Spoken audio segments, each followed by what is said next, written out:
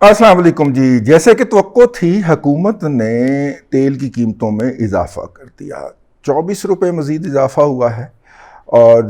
यूं जो है वो टोटल इजाफ़ा वो तकरीबन 80 रुपये प्लस के ऊपर चला गया है, जो इस हुकूमत के आने के बाद हुआ है। ज़ाहिर है इंटरनेशनल मार्केट के अंदर कीमतें जो हैं वो हायर साइड पे हैं। $120 प्लस माइनस का बैरल है, जो कि ज़्यादातर जो है वो 110 के इर्द गिर्द था। एट एन एवरेज की बात कर रहा हूँ, 103 102 पे भी रहा, 100 से नीचे भी गया। ये मैं महात्मा के आखिरी दिनों की बात कर रहा हूँ। और इसका नतीजा है, इसका जो नतीजा निकल रहा है वो आपके और मेरे सामने है कि हुकूमत के पास जो है वो फिजिकल स्पेस कम होती जा रही है। हुकूमत इसको बर्दाश्त कर लेती अगर वो IMF के प्रोग्राम में ना होती और IMF ने से जो है वो इन राइटिंग ये मुआहदा ना करके आए होते जनाबे, और उस मुआहदे की तफसीलात जारी कर दी हुई हैं और शौकत अजीज़ साहब ने ये बता भी दिया हुआ है लोगों को कि जनाब हमने लिख के दे दिया IMF को कि हम इसकी कीमत जो है, जो कि 150 थी, ये 245 पे लेके जाएंगे। तो इस वक्त 234 पे हो गया है। तो इसका मतलब है कि 11 रुपये या 12 रुपये अभी भी इसके अंदर इजाफ़ा होगा। ये मेरा ख़दशा है या जो हुकूमत की लिखी हुई कैलकुलेशन है। वैसे जब हुकूमत ने ये लिख के दिया था उस वक्त डॉलर 180 का था और अब 205 का लेवल भी क्रॉस कर गया हुआ है। और जब हुकूमत ने ये लिख के दिया था तो उस वक्त जो था, मतलब कि अल्लाह आपका भला करे, इंटरनेशनल मार्केट के अंदर ऑयल भी $104 बैरल के लेवल पे था। तो ये जो चीज़ें हैं ये अपनी जगह के ऊपर बहरहाल एक हकीकत हैं, लेकिन being on the consumer side, ये तो हम बात उस मुआहदे की कर रहे हैं, being on the consumer side हुकूमत को इतना ज़्यादा और इतना बड़ा इजाफा नहीं करना चाहिए था, और अगर करना था तो वो एक ही दिन कर दिया जाता। जब हम जर्मनी गए तो वहाँ पे जो जनरल लोगों से मुलाकात हुई टेबल पे, तो मैंने उन्हें कहा कि यार हमारे यहाँ तो महंगाई जो है वो एक परमानेंट इशू है, आपके यहाँ भी कभी ये हुआ है इशू? उन्होंने कहा हाँ, उस दिन हुआ था जिस दिन डोइश मार्क जो था, जो कि जर्मन करेंसी हुआ करती थी, उसको तर्क करके यूरो जो था, आयरो भी कहते हैं उसको, वो अडॉप्ट किया था जर्मन गवर्नमेंट ने। रातों रात जो एक DM की चीज़ थी वो 2 DM की हो गई थी, यानी उसकी कीमत डबल हो गई थी। अगले दिन लोग उठे, पानी की वो बोतल या वो जो पीते हैं उसकी वो बोतल, जो अगर वो 1 DM की थी तो वो अगले दिन 1 यूरो की हो चुकी हुई थी, यानी यूरो करेंसी उन्होंने अडॉप्ट की थी। और नतीजे के तौर पे हर चीज़, रोज़मर्रा इस्तेमाल की हर चीज़ की कीमत जो थी वो डबल हो गई थी। वो एक इतना बड़ा डिज़ास्टर है कि जो हम जर्मन जो हैं, मौजूदा जर्मन नस्ल जो है उसको याद करती है। लेकिन जर्मन को बताया गया कि आप यूरोपियन यूनियन के लीडर होते हैं और आप लीडरशिप के लिए ज़रूरी है कि सबसे पहले आप अपनी करेंसी तरफ करके यूरो में आएँ, और फिर उसके बाद फ्रांस आएगा, और फिर यूँ बड़ी इकॉनमीज़ आएंगी, और यूँ हम एक यूरोपियन यूनियन बना के सिंगल करेंसी और सिंगल वीज़े के तहत, शेंजन वीज़ा जो है उसके तहत एक बड़ी फोर्स बन जाएंगे। तो वो कहते हैं कि जी वो हमने कुर्बानी दी थी, लेकिन लोगों का, गरीब लोगों का, ये ख़ास तौर पे वहाँ पे भी तो गरीब होते हैं ना यार, वहाँ के जो गरीब लोग थे उनका रगड़ा निकल गया था। ये जर्मन अवाम ने हमें बताया, जर्मन वर्किंग क्लास ने हमें बताया। वैसे जो बंदी मुझे बता रही थी वो खुद भी अमेरिका में रहती थी और जर्मन नस्ल की थी, लेकिन वो जर्मन जो थी वो मतलब कि कभी कभार चक्कर लगाया करती थी, और उस चक्कर के दौरान हमारा भी उनसे टाकरा हो गया। एनी हाउ, तो अगर तो हुकूमत ने करना था, और ये बड़ा मुश्किल फ़ैसला था, और गुज़िश्ता हुकूमत कमिट भी कर गई हुई थी, तो ज़्यादा मुनासिब होता कि वो एक झटके में ही 95 रुपये बढ़ा देती। मतलब 105 रुपये था, 150 रुपये था, हुकूमत आती अगले दिन अनाउंस करती कि जनाब हम 245 का कर रहे हैं। अल्लाह अल्लाह खैर सल्ला, जितना रोना पिटना पैना सी वो पै गया। इमरान खान साहब के करीबी अजीज़ जो हैं, करीबी अजीज़ नहीं बल्कि करीबी मुशीर कह लें, सहाफ़ी मुशीर भी तो है ना उनके, تو ان سے ایک دن ٹاکرا ہو رہا تھا، ملاقات ہو رہی تھی، تو انہوں نے بتایا، میں نے کہا کہ یار یہ پیٹرول کے پرائسز کے اوپر جو مہاتما جو ہیں وہ انہوں نے چول ماری، خاص طور پہ وہ جب ساری دنیا کے اندر پیٹرول نیگیٹو میں چلا گیا تھا اور انہوں نے 25 روپے پر لیٹر بڑھا کے پیٹرول کی کمی دور کی تھی، تو اس حوالے سے انہوں نے کہا کہ جناب میں نے تو انہیں یہ کہا تھا کہ قیمت بڑھا کے آپ کو آئندہ بھی قیمت بڑھانا پڑے گی IMF کی کنڈیشنلٹیز کے تحت، تو آپ اس کو بڑھا کے اوپر لے جائیں، نتیجے کے طور پہ ایک دفعہ شور شرابہ کرٹیسزم ہوگا اور اس کے بعد جو ہے وہ چپ کر جائے گا۔ تو پھر انہوں نے کوئی قیمتیں کم بھی کی تھیں اگر آپ کو یاد ہو، تو انہوں نے کہا کہ میں نے کہا کہ یہ جو قیمتیں بڑھ گئی تھیں اور عوام برداشت کر گئے تھے اور آپ کے اوپر تنقید ہو گئی تھی، تو اس کے بعد ان قیمتوں کو آپ نے تو اس کی قیمت پے کر دی تھی نا پولیٹیکلی بھی، تو آپ کو اب پھر ان قیمتوں کو کم نہیں کرنا چاہیے تھا، اس کے وہیں پہ مینٹین کرنا چاہیے تھا اور اپنے لاسز پورے کرنے چاہیے تھے۔ 20 روپے میرا خیال لیٹر اس وقت کم کی تھی، تو انہوں نے یہ کہا عمران خان صاحب کو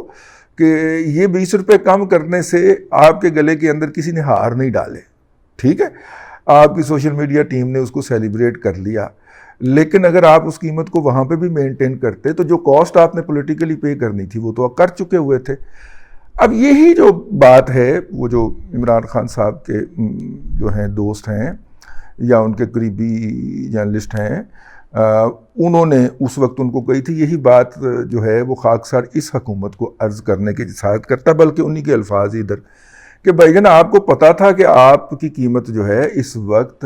آپ کی جو لینڈڈ کاسٹ ہے اس سے تقریباً 95 روپے کم ہے،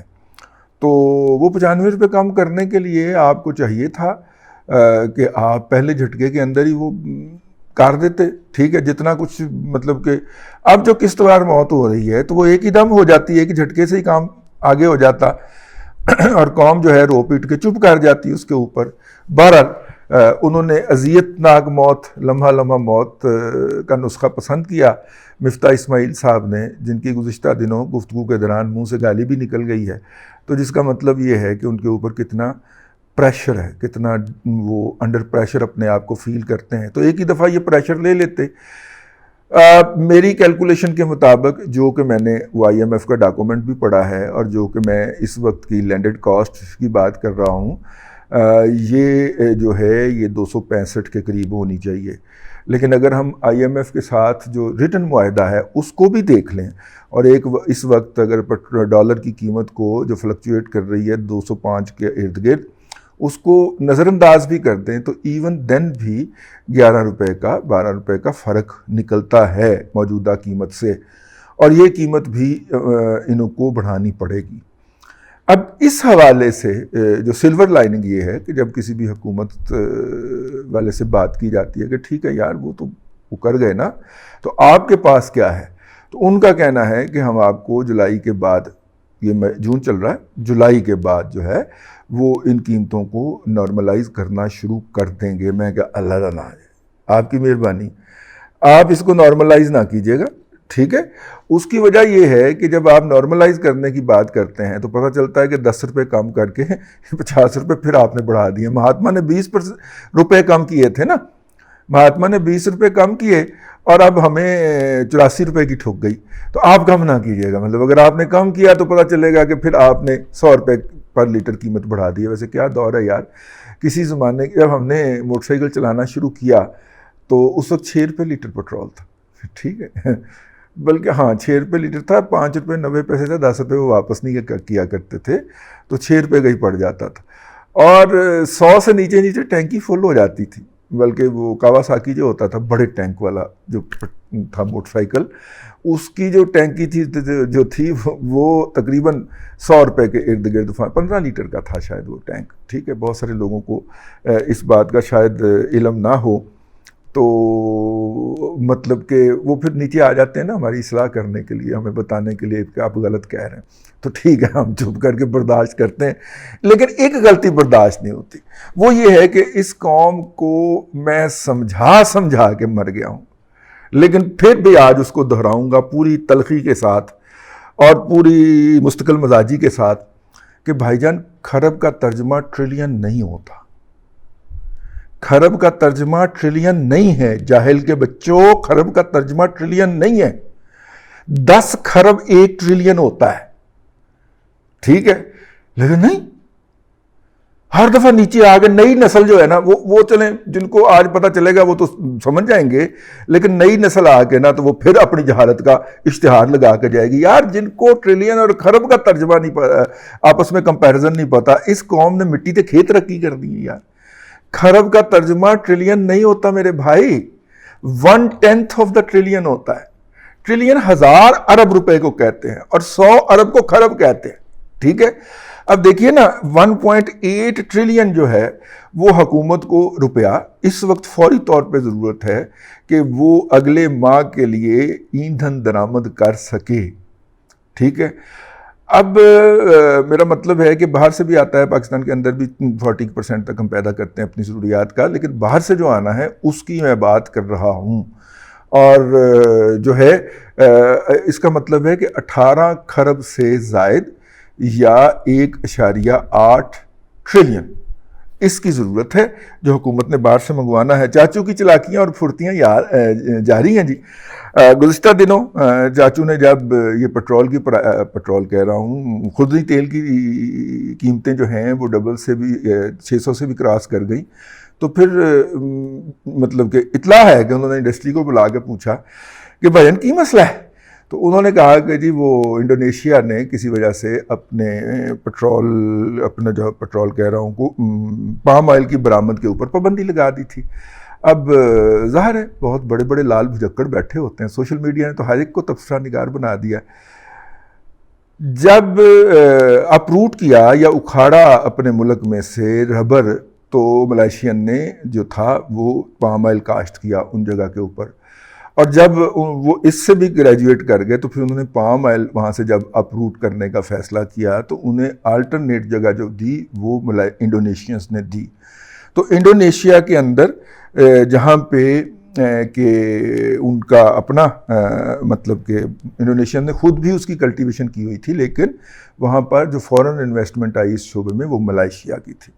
तो हम ज़्यादातर तेल मलेशिया से इसलिए लेते हैं, ये सौदे मलेशिया में इसलिए करते हैं, कुआलालंपुर कमोडिटी एक्सचेंज के अंदर फ्यूचर पोजीशन इसलिए लेते हैं कि ज़्यादातर मलेशियन ही सेलर होता है इंडोनेशियन ऑयल का भी। ताहम इंडोनेशिया का जो अपना एक्सपोर्ट है इस शोबे में सारी, अब मलेशियन की तो इन्वेस्टमेंट नहीं होगी, वो 15, 20, 30% होगी। तो जो ज़्यादा अब हमने डायरेक्ट इंडोनेशियन से भी बात की और उन्हें कहा कि जनाब आपने तो 23 मई से आलमी मंडी के अंदर सप्लाई की बहाली शुरू कर दी हुई है, लेकिन हम चूँकि छोटे बायर हैं as compare to India and China, तो साड़ी वारी नहीं आती, साड़ा को जहाज़ लगन ही नहीं देता। तो ये ज़रा अपने खुसूसी इख्तियारात इस्तेमाल करो, हमारे यहाँ क्राइसिस पैदा हो गए। तो वो उन्होंने 10 जहाज़ जो हैं 1 लाख टन के तकरीबन वो बनते हैं, तो वो उन्होंने कहा कि जनाब ये हमारी तकरीबन 1 महीने की ज़रूरियात है, उसके जनाब उन्होंने हमें अता किए हैं। ज़्यादा इम्कान है बल्कि शुनीद है कि ये ख़ाम पाम ऑयल है। अच्छा, उस ख़ाम पाम ऑयल में से फिर मुख्तलिफ उसकी जब उसको प्रोसेस किया जाता है तो उसकी लेयर्स निकलती हैं। तो जो सबसे ऊपर तो खैर मलाई या बालाई या गंद कह लें के ऊपर आ जाता है। जिस तरह आप चीनी की चाशनी बनाएं तो ऊपर से फिर वो उतारते रहते हैं ना, जब तक वो चाशनी बन नहीं जाती, वो उसका कसाफतें होती हैं। तो जो कसाफतें उतार दें तो जो प्योर ऑयल बनता है उसको पामोलीन कहते हैं, सबसे ऊपर वाली लेयर जो होती है। फिर उसकी मुख्तलिफ लेयर्स बनती हैं और सबसे जो सेकंड लास्ट बल्कि थर्ड लास्ट लेयर जो होती है वो तकरीबन सॉलिड होती है, उसको हम कहते हैं, उसको फिर रिफाइन, ब्लीच एंड डियोडराइज किया जाता है, यानी उसके अंदर जो है वो पूरा प्रोसेस करके उसको आरबीडी पाम ऑयल कहते हैं। आरबीडी पाम ऑयल दुनिया भर के अंदर मासवाए मिस्र है या बांग्लादेश है, लेकिन पिछले दिनों बांग्लादेश ने भी उस पर पाबंदी लगा दी थी। अब मिस्र और हम हैं, वहाँ पे सिर्फ खाने के मकासद के लिए इस्तेमाल होता है, बाकी जगहों के ऊपर ये साबुन और शैम्पू बनाने में इस्तेमाल होता है। नंबर 1 बात। और नंबर 2, और इंडोनेशियन और मलेशियन इस बात की बहुत कदर करते हैं कि ये गंद ये महंगे दामों बेच के खाते हैं, तो इन्होंने गंद तुम नहीं जाओ। बड़ी जद्दोजहद की है खाकसार ने इस हवाले से, और 1998 के अंदर इसके ऊपर पाबंदी लगाने का جو قانون آیا تھا ملائیشین نے پورا زور لا کے اس کو رکوا لیا تھا، لیکن شہباز شریف صاحب کی حکومت نے پنجاب میں یہ قانون پاس کر دیا تھا کہ اس RBD پام آئل کے اوپر ڈیوٹی جو ہے وہ زیادہ ہوگی. جو اوپر والی لیئر پام اولین جس کو وہ کہتے ہیں، بیسیکلی تو وہی پام آئل ہے، لیکن وہ پام اولین جس کو کہتے ہیں وہ کھانے کے پرپس کے لیے ہے، یہ دھونے کے پرپس کے لیے، تو ہمارے معدے دھوئے جاتے ہیں. تو میں نے تو اس کے خلاف بڑی جدوجہد کی ہے اور بڑا نقصان بھی اٹھایا ہے اس حوالے سے، بڑی جگہ کے اوپر مطلب کہ وہ ہوا ہے. لیکن یہ جو ہے اس وقت سلسلہ، اس وقت چونکہ ریفائنریاں پاکستان میں لگ گئی ہیں، بعض جولا کو یہ بھی نہیں پتہ، ریفائنریاں کسان والوں کی ریفائنری ہے اور بھی ایک دو حبیب والوں کی بھی ریفائنری ہے. یہ کروڈ آئل وہاں سے منگواتے ہیں اور ساری چیزیں خود بناتے ہیں، کیونکہ ہم جیسوں نے شور ڈالا تھا کہ یہ RBD نہ آیا جائے، تو انہوں نے کہا خام چوک کے لے آنے سارا ہی بچوں ایتھے ہی کڈاں گے. تو کس نے آ کے ہماری فیکٹری اندر سے چیک کرنی ہے؟ یہ جو لٹیرے ہیں نا، آپ کو اور مجھے یہ زہر جو کھلاتے ہیں، انہوں نے یہ اہتمام پاکستان کے اندر ہی کر لیا ہوا ہے. تو وہ خیر خام تیل کے جہاز چل پڑے ہیں وہاں سے. یہ جو امیجیٹ کرائسس ہے جس کی وجہ سے قیمتیں بڑھتی جا رہی ہیں، اس کو ایک جگہ کے اوپر روکنے کا کوئی اہتمام یا کوئی صورت نکل سکتی ہے. میں کسی خوش فہمی میں مبتلا نہیں ہوں. جو جلب زر کے اندر، جو منافع کے لالچ کے اندر ایک نان ایڈیبل چیز جو ہے، یہ بالکل ایسے ہے کہ اگر آپ گھر میں کبھی چونا لائیں اور اس کو گھولیں، ٹھیک ہے، تو اس کے جو سفیدی جو کیا کرتے تھے پرانے زمانے میں، وہ بھی سفید رنگ کا ہوتا ہے. یہ کیسا ہے کہ آپ اس دن وہ گھلا ہوا چونا جو ہے اس کو جناب دودھ بنا کے بیچنا شروع کر دیں. یہ RBD پام آئل سے گھی بنا کے بیچنا ایسے ہی ہے. تو انہوں نے تو باز نہیں آنا. حکومتیں اتنی کمزور ہیں کہ اس طرح کے مافیا کے اوپر ہاتھ نہیں ڈال سکتی. آپ اور میں گھی کھانا تو بند کر سکتے ہیں نا. وناسپتی گھی پاکستان کے اندر بننے والا جو ہے یہ زہر ہے، مت کھائیے، ٹھیک ہے. اور یہ بات میں کہتا رہوں گا کیونکہ میرے پاس اس کی پوری کیمیکل یہ جو ہماری PCSIR لیبارٹریز ہیں وہاں کی رپورٹس موجود ہیں، سارا کچھ موجود ہے. میں جب یہ پوسٹ کرتا ہوں تو نیچے آ کے بہت سارے لوگ لکھتے ہیں، جب ان کے پروفائل پہ جائیں تو پتہ چلتا ہے کہ یہ زہر خورانی کے ساتھ ان کا مفاد وابستہ ہے، ٹھیک ہے. ان کی نوکریاں، ان کے ملائیشیا کے، یورپ کے دورے، سارا کچھ اس سے وابستہ ہے. تو ہم جانتے ہیں سر آپ کو. تو خیر یہ 2-3 باتیں تھیں، میں نے کہا آپ کی خدمت میں عرض کر دی جائیں. حکومت جو ہے اگر اس کے پاس کوئی معاشی معاملات کو سدھارنے کا کوئی اگر نظام تھا بھی، تو میرا خیال ہے یا تو وہ بھول چکی ہے یا ان لوگوں کو پاور میں ہی نہیں آنے دیا جا رہا جنہوں نے معاملات سنبھال لینے تھے، وہ لندن ہی بیٹھے ہوئے، ٹھیک ہے. تو موجودہ جو وزراء کی ٹیم ہے ان کے پاس موجودہ جو بحران تھا اس سے نپٹنے کا کوئی فارمولہ بظاہر تو نہیں لگتا. لیکن سلور لائننگ اس کے اندر جو ہے وہ امید کی کرن یہ ہے کہ وہ یہ بار بار بات کہہ رہے ہیں کہ بس جولائی گزار لیں، کسی طرح سے جولائی گزار لیں، معاہدہ ہو جائے IMF کے ساتھ، تو اس معاہدے کے بعد دیکھیے گا پھر ہم کیا چمتکار کرتے ہیں. ہم بھی یہیں پہ ہیں اور وہ بھی یہیں پہ ہیں، اور دیکھیں مستقبل پہ کیا ہوتا ہے. یہ جون تو تقریباً آدھا گزر گیا، آدھا جون رہ گیا اور پورا جولائی رہ گیا، تقریباً 45-50 دنوں کی گیم ہے. پھر ہم ان کو یاد دلائیں گے کہ پائن وہ جولائی تو گزر گیا جو ہون کی، ٹھیک ہے. لیکن اگر ہو سکتا ہے اس دوران جو ہے وہ یوکرین کی جنگ بند ہو جائے یا پھر ایران کے ساتھ کوئی ایٹمی معاہدہ ہو جائے اور اس کو اپنا تیل عالمی منڈی میں بیچنے کا موقع مل جائے، یوں تیل کی قیمتیں کم ہوں اور آپ اور میں سکھ کا سانس لے سکیں. اب تک کے لیے اتنا ہی. اللہ تبارک و تعالیٰ آپ کو آسانیاں عطا کرے اور آسانیاں خلق خدا میں تقسیم کرنے کی توفیق عطا کرے.